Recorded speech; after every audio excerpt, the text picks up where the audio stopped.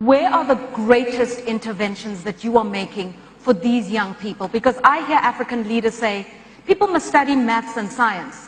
What if I don't want to study maths and science?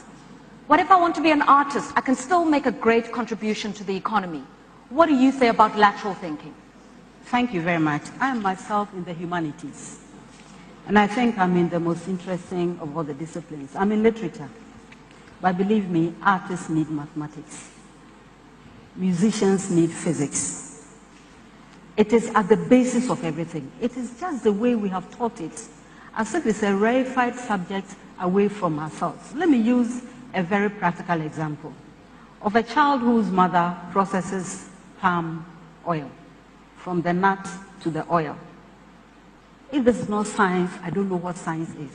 But you will not find it in the textbook. You will not find it in the lab. And therefore, this education that this child is getting has very little impact. This is just an example. But I think that there are many, many more. So it is not about the emphasis on science and math at the detriment of others. We're talking about entrepreneurship. We're talking about industrialization. We need these subjects. But more importantly, is the medium through which the subject is taught. I've heard Dr. Kim talk about Africa in 2015 compared to Korea. Nothing stopped Korea from using their language. By using their language, it didn't stop them from making the vehicles and the TVs and the phones that we import. Because Koreans were taught in a language they understood, education picked up. Because we are teaching our children a language they can't even follow, we are drawing them back. So there are...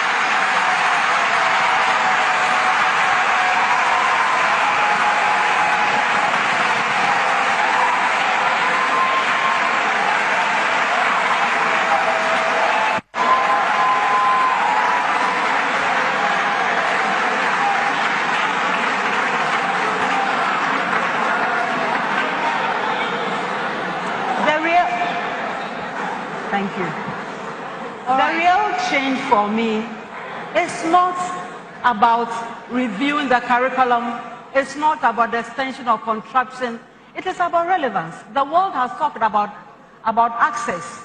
In the MDGs, we focus on primary education. 15 years. And let me remind all of us that the children who were in P1 15 years ago, at the end of 15, were 21. I'm sure they are part of the audience now. So at the time you were thinking of primary school, you should be moving up.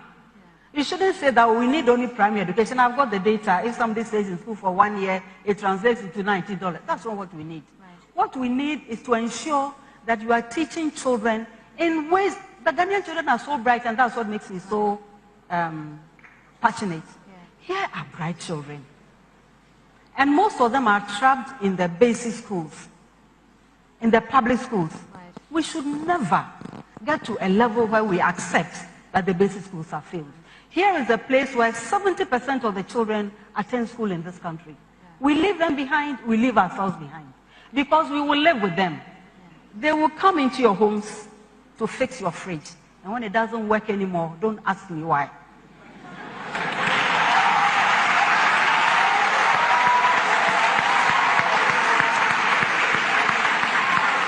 And I believe that every subject can be taught. If science is taught in the language the child understands, and he becomes a tailor's most important instrument is the tape measure. It's a scientific instrument. It's a mathematical instrument. Okay. A seamstress's most important item is the tape measure also. When you go there, what do? They measure you. They're already speaking mathematics. So how come they were not good in math? Because you taught them wrongly in a medium they couldn't relate to. Yeah. That we can remove, and let me tell you, we will change this country. All right. That was the former Minister of Education, now the NDC running mate, receiving applause, by the way, from the audience. Yeah, because when you are talking about teaching in your language, and Africanists are in the room, and white people are in the room, they are telling the white people, we don't want to speak your language anymore, to hell with your language. Yes. So you're going to get that applause. What's wrong with that? But when you come to Ghana, and I'm glad she says 70% of our children are stuck in our public schools. That 30% that are becoming the engineers and the medical doctors of this country are taught in English language. Yes. The 70% from poor background like me, many years ago like me, are the ones that she's talking about. Yes. And he's saying that we should be taught in our native language. Yes. And that native language is going to keep us all the way behind. Why? And the rich kids who are taught in English language are the ones who are passing the BECE. They are the ones who are going to Wesley Girls and going to all the top performing schools, and we should be taught in our language. Let me tell you, there's no research that says that if you are taught in your language, you do better. The only issue is that in this country, we don't know how to teach to students whose second language is English. Because we are not mastering, we are not teaching our teachers the strategies for teaching English as a second language. We have strategies for teaching English as a second language. How do we teach We have it now? researchers like Krashen, for example. There's a difference between language acquisition and language learning.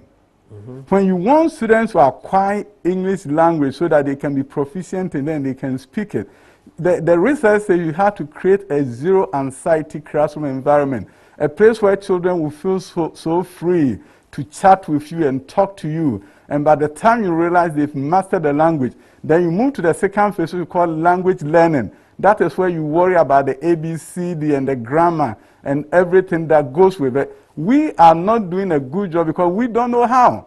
It's not because we are teaching our children in our languages and we are not teaching them in our languages. That's why they are not doing well. Singapore has one of the best education systems in the world, and they are not taught in their native language.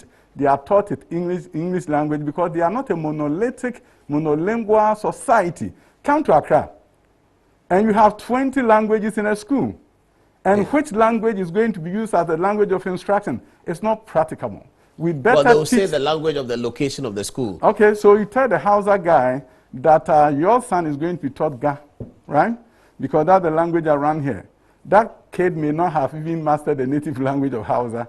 The mother may be a Tree person, the father is a Hausa, then you throw in Ga. The best way is to teach them in English. I mean, what you said totally ridicules the policy that she's talking about. No, because you see that policy, when people were crapping, right? But when she said native language, she probably meant any native language, not just one. Let me tell you, the problem, the opportunities that are bound in Ghana, as she rightly said, is the children who are so ready to learn. But we have not done a very good job by these children, 70% of them. If the problem is the language of instruction, why is it that the private schools do better than the public schools? And because they are spending more time on some teaching practice that works. The thing is this, they are using English as a language of instruction.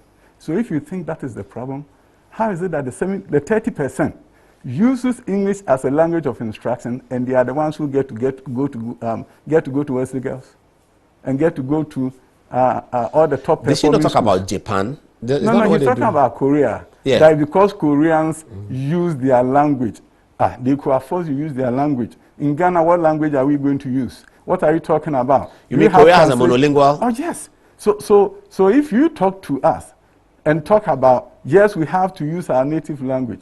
Native language, which one?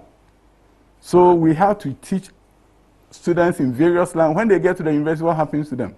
He's saying that, you see, when they started introducing the native tongue and talking about the native language, USAID translated about 11 languages only in this country, and there were 50 languages. 11 languages. Okay, now you know what happened. We cannot do, because of that, they cannot teach fractions in primary 3 because you don't have enough vocabulary in your language to teach some aspects of mathematics. So we could not teach fractions. What is in fraction? primary 3. Half, because, 3/4? Yes, 1/2. We don't have that in the local languages. We have local languages, some of them have limited vocabulary. There are certain concepts in science that you cannot teach in the local language. We have English. What we need to do is to master how you teach English to students whose second language is English.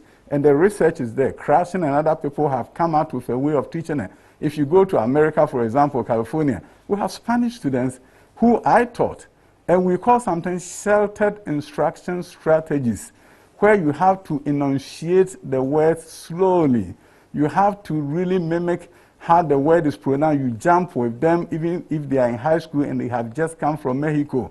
You have to do all those things. By the time you realize they've become immersed in the English language in such a way that they are speaking English and they are speaking Spanish, and they come to even outcompete the Americans. So the bottom line is this: if we are not doing well in our schools, it's not because we are not using Twi, we are not using Dagbani. Something is wrong with school supervision, which until this time were not done properly. The documentation that is there, the human capacity of the human capital index is so low in this country, and we haven't done a very good job at it because the various foundations that we needed to provide was simply non-existent.